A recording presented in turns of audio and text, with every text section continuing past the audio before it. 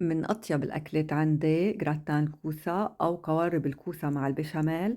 بحب أقدمها مع الرز وبتطلع بتشهي القلب.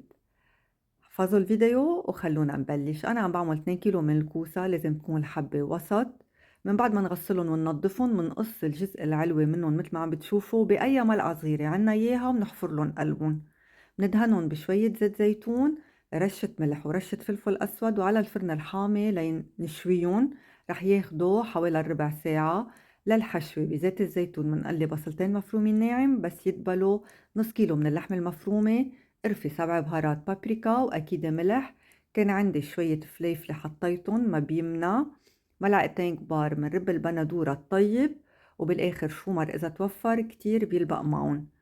من بعد ما يبردوا منحشيهم بقلب الكوسة. وللبشاميل بدنا 50 جرام زبدة، شوية زيت نباتي، 4 ملاعق كبيرة من الطحين. من بعد ما يتقلى الطحين منضيف لتر من الحليب السائل، بودرة مرق الدجاج، رشة جوزة الطيب، فلفل أسود، وملح. إذا اشتدت كتير الصوص معنا منرخيها بالحليب ما بيأثر.